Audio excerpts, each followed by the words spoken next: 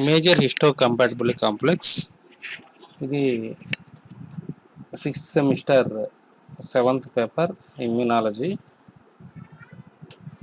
BSc zoology. Major histocompatibility complex first described by Peter Garger in 1936. Peter Garger in 1936. MHC genes were first identified in inbreed mice strains.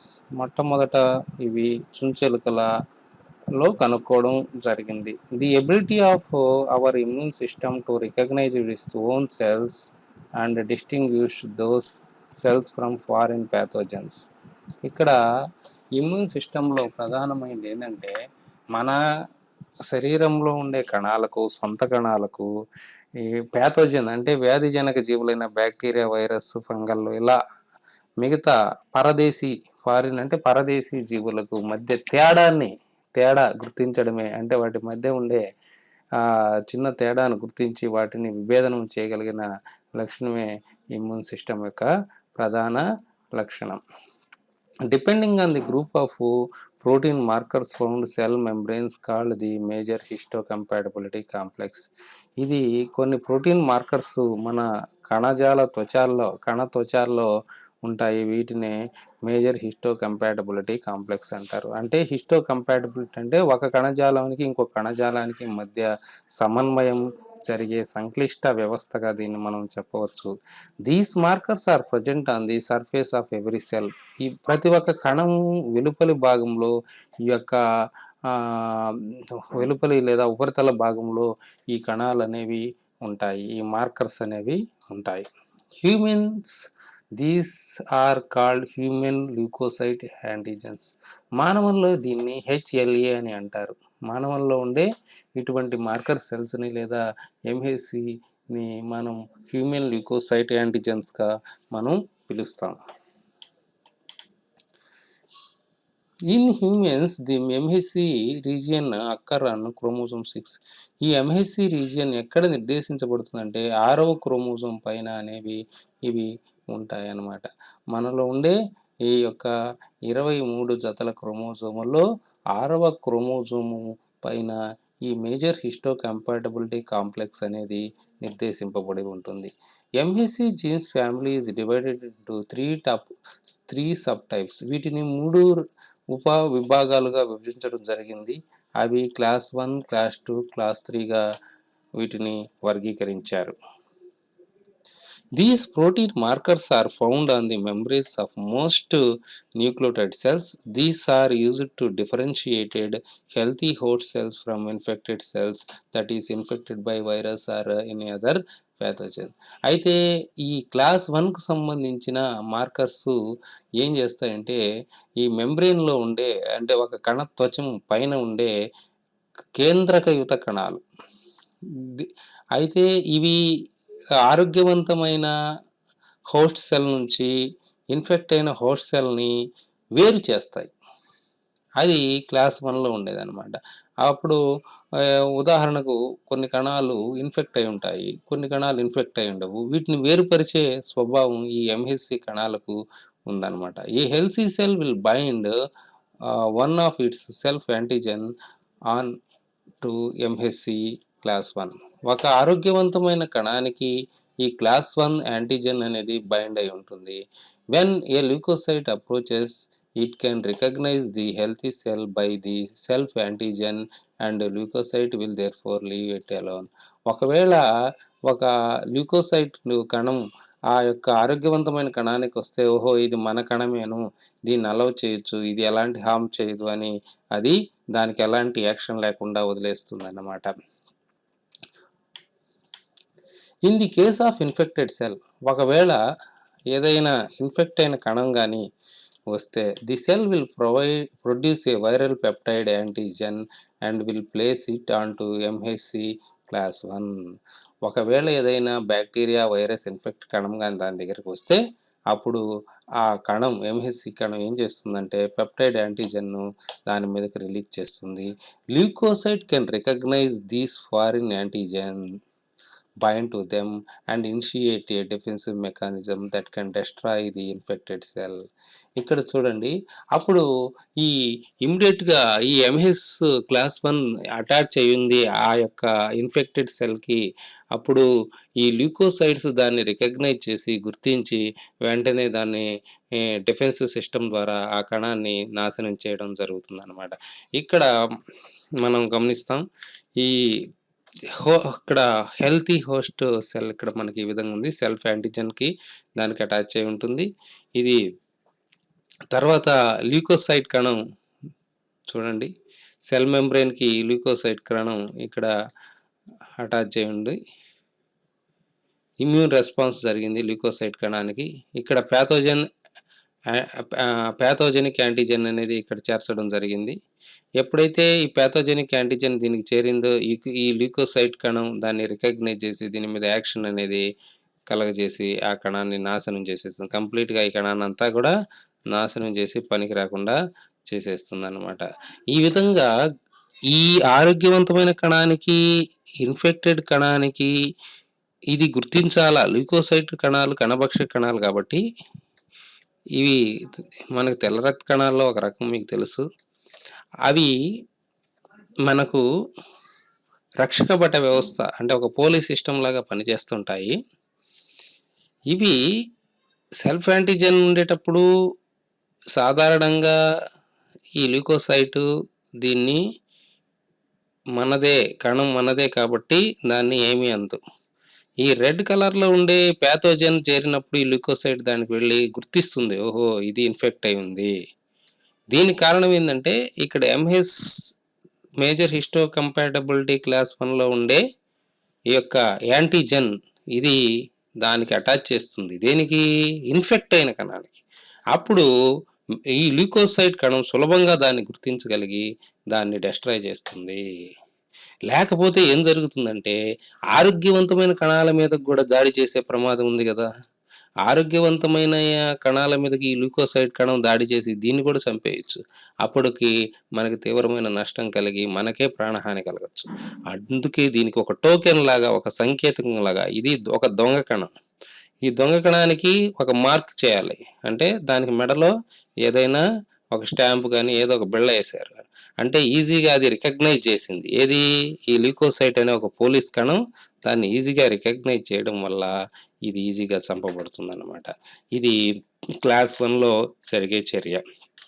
Class 2 విషయానికి వస్తే these protein complexes are found on only specific immune cells such as B lymphocytes, macrophages, dendritic cells. These protein complexes are found only specific immune cells such as B lymphocytes కానీ, macrophages కానీ, dendritic కణాలు అంటే కీలిత కణాలు కానీ, ఇంకా కొన్ని T lymphocytes మీద కానీ ఇవి ఒక ప్రత్యేకమైన చర్యను చూపిస్తాయి. వీటికి మాత్రమే చూపిస్తాయి. These protein complexes function in helping immune cells to communicate with one another.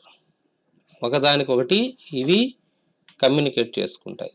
Suppose a macrophage engulfs a bacterial cell and partially digest it. ఒకవేళ ఒక స్థూల భక్షక కణం, మ్యాక్రోఫేజ్ అంటే స్థూల భక్షక కణం, ఎన్గల్ఫ్ అంటే కబళించడం, ఏదైనా ఒక బ్యాక్టీరియల్ సెల్ని కానీ తినేస్తే అప్పుడు ఏం జరుగుతుందంటే and partially digest it. If then takes a peptide from bacterial cell and place it on to the MH2 on the surface. ఆ యొక్క బ్యాక్టీరియల్ కణం పైన ఉండే MH2 క్లాస్ 2 అనే దాన్ని అటాచ్ చేయబడి ఉంటుంది. ఇక్కడ ఏం జరుగుతుంది? ఈ బ్యాక్టీరియల్ కణం దాని మీద చేసినప్పుడు ఆ యొక్క కణం peptide from the bacterial cell నుంచి తీసుకుంది ఆ యొక్క కణం మీదకి అది చేర్చబడుతుంది. This can in turn stimulate T lymphocyte. అప్పుడు ఆ కణం ఆ విధంగా మార్క్ చేయబడి ఉంది కాబట్టి ఆ కణం మీదకి T లింఫోసైట్ కణాలు ఉత్తేజం చెందుతాయి, స్టిమ్యులేట్ అవుతాయి. అంటే దాని మీదకి ఇవి ఉసిగొల్పబడతాయి. అప్పుడు T హెల్పర్ సెల్స్ అప్పుడు డిఫెన్స్ రెస్పాన్స్ అని కలుగజేస్తాయి. అక్కడ ఏం జరిగింది?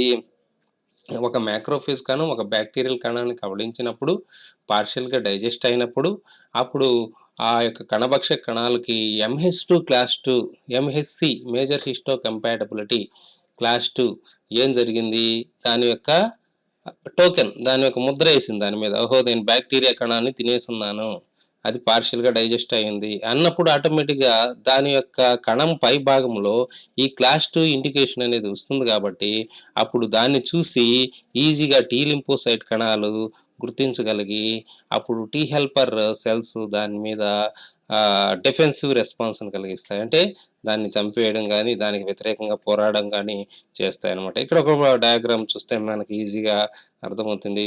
చూద్దాం ఇక్కడ ఏం జరిగిందో. మేజర్ హిస్టో కంపాటబిలిటీ క్లాస్ 2లో మొట్టమొదట ఇది ఒక మ్యాక్రోఫేజ్ లేదా స్థూల భక్షక కణం. ఈ కణం ఒక బ్యాక్టీరియా దీంట్లో చేరింది, తినేసింది. బ్యాక్టీరియాని ఎన్గల్ఫ్ అంటే కబళించింది, తినింది. ఇక్కడ కబళించినప్పుడు MH2 క్లాస్ 2 ఇక్కడ అటాచ్ అయింది.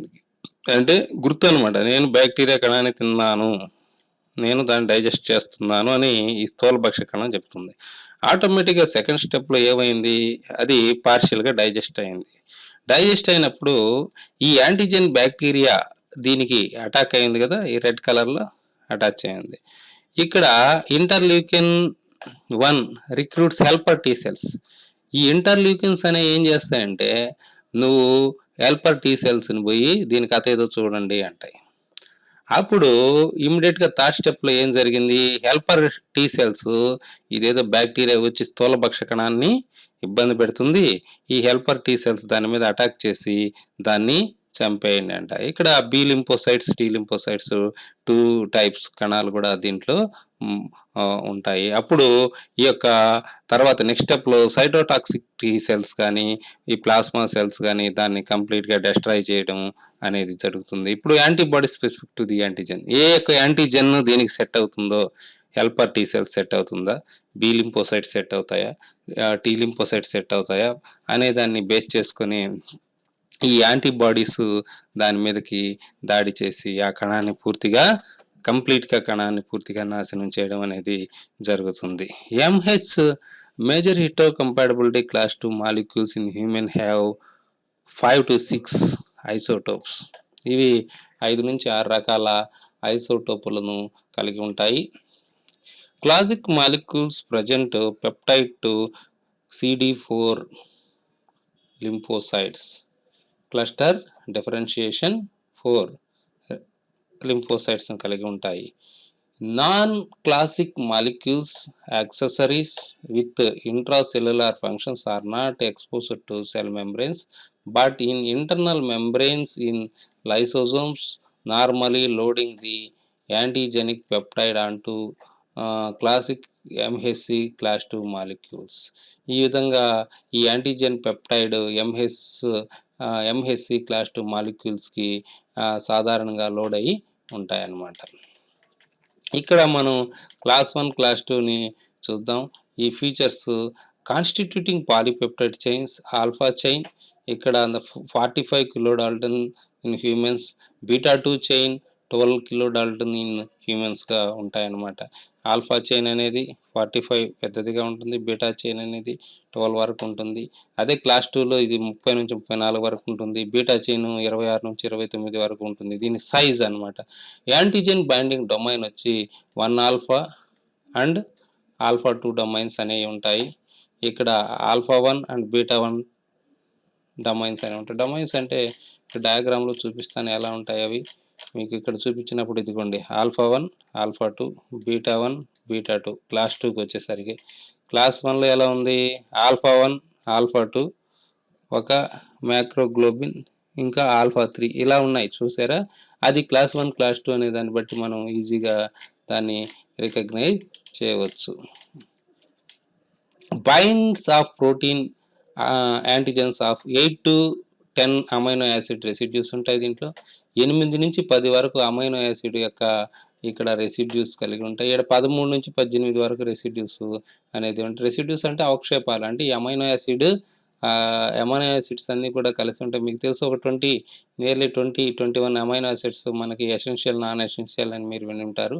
వీటిలో ఈ అమైనో యాసిడ్ రెసిడ్యూస్ అనేవి మనకి 8-10 వరకు కలిసి ఏర్పడతాయన్నమాట. దీనికి క్లాస్ 1లో దీనికి ఇంకా ఎక్కువ, అంటే సుమారుగా 13-18 వరకు ఏర్పడతాయి. పెప్టైడ్ బైండింగ్ క్లెఫ్ట్ వచ్చి floor formed by beta sheet and side by helix blocked at both ends. అంటే బీటా షీట్ అనేది ఉంటుంది, దీనికి హెలిక్స్ అనేవి ఉంటాయి. హెలిక్స్ అంటే మెలికలు, ఈ మెలికలు బడి ఉంటాయి. ఈ విధంగా ప్రోటీన్ కాంప్లెక్స్ అనేది ఉంటాయి.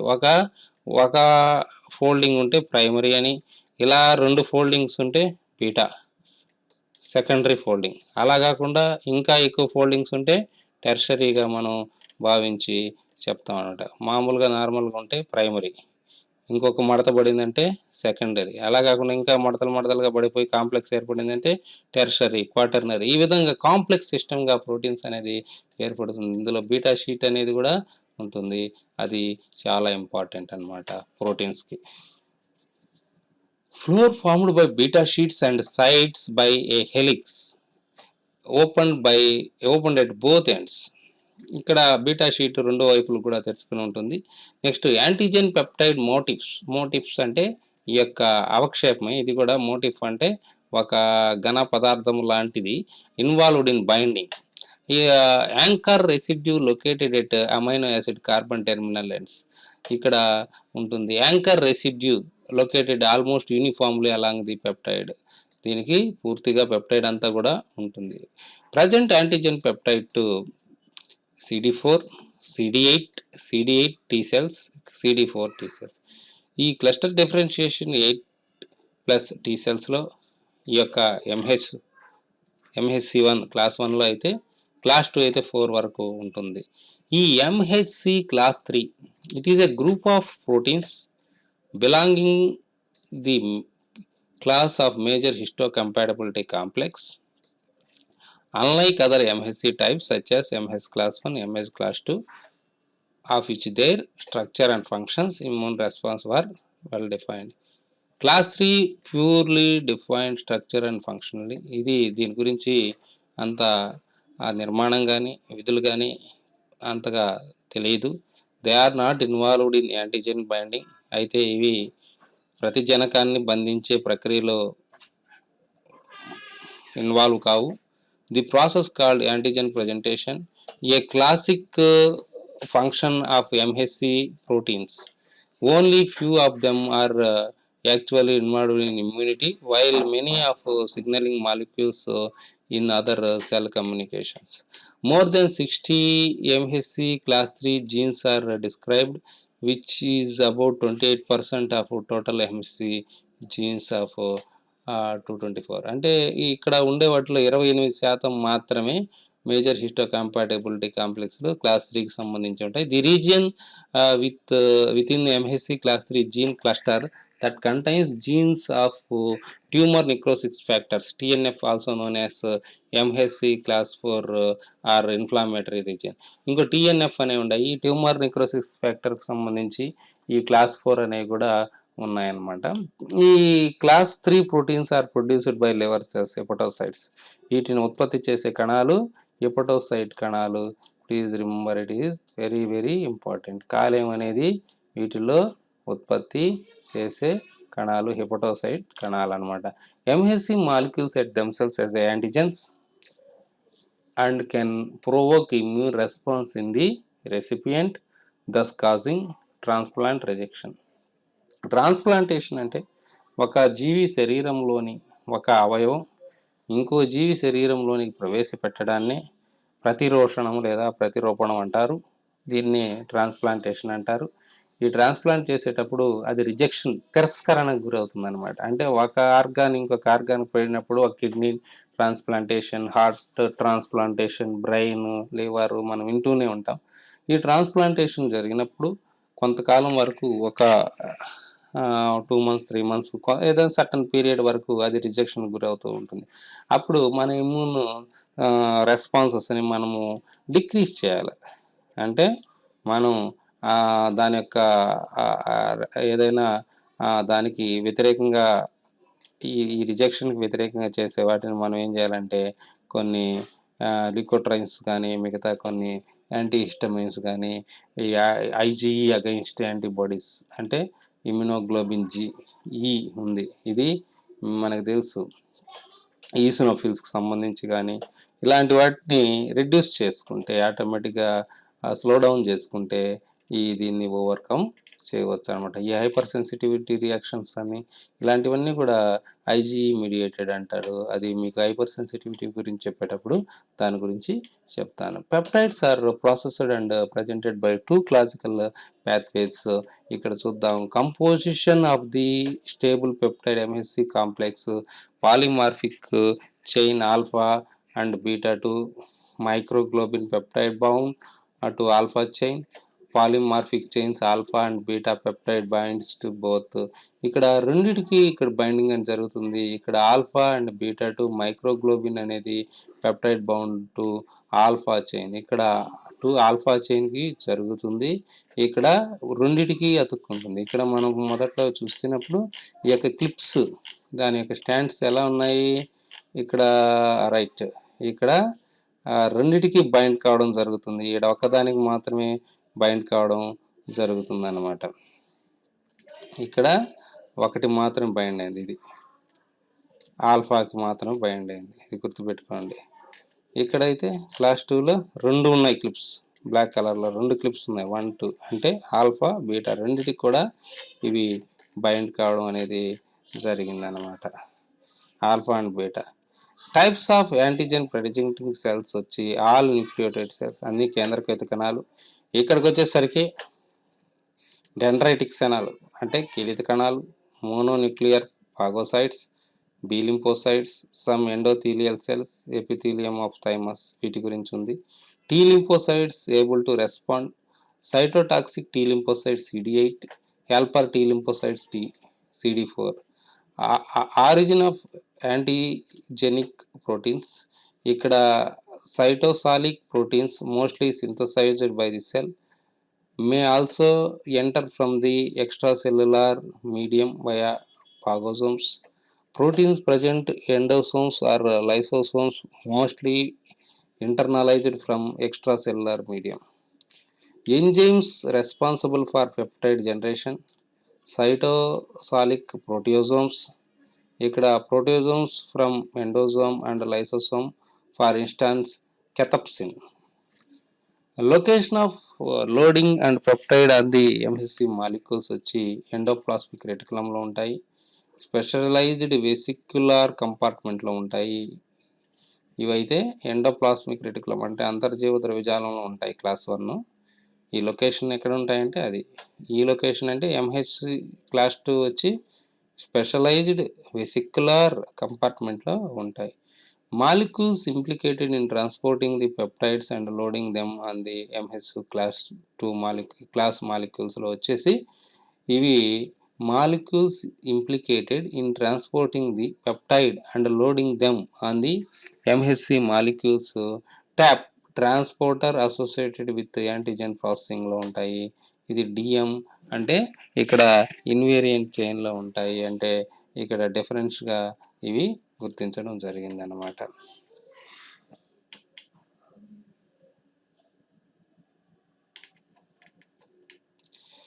The jeans of HLA human leucocyte antigen region of the human chromosome 6. The jeans code of the alpha and beta chains in the makeup of the protein. ఇక్కడ ఈ యొక్క షార్ట్ టర్మ్ HLA రీజియన్ ఒక క్రోమోజోమ్లో 6లో ఈ యొక్క HLA రీజియన్లో class 2, class 3, class 1 3 ఉన్నాయి. చూసారు కదా, ఇది ఈ విధంగా క్రోమోజోమ్ స్ట్రక్చర్లో మనకి ఇది ఇంపార్టెంట్. ఎన్నో క్రోమోజోమ్ పైన ఎంహెచ్సి ఉందంటే 6th క్రోమోజోమ్ అనేది గుర్తుపెట్టుకోవాలి. MHC class 2 antigen presentation pathways కానీ చూస్తే మనకి చూస్తాం. ఇక్కడ ఎక్సోజినస్ ప్రోటీన్స్ 70 to 80%, ఏపీసీ అంటే యాంటీజెన్ ప్రజెంటింగ్ సెల్ ఎండోజోమ్స్, ఇక్కడ TCR cells, T cell receptors. TCR అంటే T cell receptors, T lymphocyte కణం, cell receptors, CD4 T lymphocytes, endosome, HLA-DM, endogenous proteins, autophagosome, Golgi complex, next MHC class 2 ER అంటే అంతర్జీవ ద్రవ్యజాలం. ఇక్కడ ఏం జరిగిందంటే ఇవన్నీ కూడా వీటిలో ఎక్సోజనస్ ప్రోటీన్ 70-80%. ఇక్కడికి వచ్చేసరికి ఆటోఫాగోజోమ్ జరిగింది. ఆటోఫాగోజోమ్స్ ఎండోజీనస్ ప్రోటీన్స్ జరిగి అక్కడి నుంచి ఆ కణంలోని ఈ యొక్క ఫారిన్ పార్టికల్ను కంప్లీట్గా కట్ చేసి పారేసి ఎండోజోమ్స్ను కంప్లీట్గా వాటిని డెస్ట్రాయ్ చేస్తుంది అనమాట. ఇది class 2 functions. The major histocompatibility complex is a group of genes that encode proteins on the cell surface. This is important. కణం పై భాగంలో ఉండి అవి ఇండికేట్ చేస్తాయి cell surface that have important role in immune response. కణం పై భాగంలో ఉండి అవి ఒక రికగ్నిషన్ ఇస్తూ గుర్తింపు ఇస్తాయి. ఒక వాచ్మెన్ లాగా కణాన్ని ఇవి కాపాడుతాయి. Their main role is antigen presentation where MHC molecules display peptide fragments and recognition by appropriate T cells. ఒక షూటబుల్ అంటే తగిన T సెల్స్కి అవి సందేశాన్ని ఇస్తాయి. ఓహో ఈ కణం ఇన్ఫెక్ట్ అయి ఉంది. ఎగ్జాంపుల్ ఒక కణం దీనికి సమ్ బ్యాక్టీరియల్ ఇన్ఫెక్షన్ జరిగింది. దీనిపైన ఉండి ఏం చేస్తాయి ఈ MHC1 కానీ క్లాస్ 1 క్లాస్ 2 కానీ దాన్ని రికగ్నైజ్ చేసి మిగతా కణాలకు ఫాగోసైట్ కణాలు కానీ T లింఫోసైట్ కణాలు కానీ సమాచారం ఇచ్చి చెప్తాయి అవి ఈ కణం ఈ విధంగా ఇన్ఫెక్ట్ అయిందని. అప్పుడు ఇది డెస్ట్రాయ్ చేస్తుంది. ఈ విధంగా కణాన్ని రక్షించడంలో ఒక టోకెన్ లాగా ఒక వాచ్మెన్ లాగా కణాన్ని కాపాడుతూ ఉంటాయి అన్నమాట ఇవి. అయితే కాపాడే విధాన్ని బట్టి క్లాస్ 1 అయితే ఒక ఆల్ఫాతోనే లింకప్ అయి ఉంటాయి.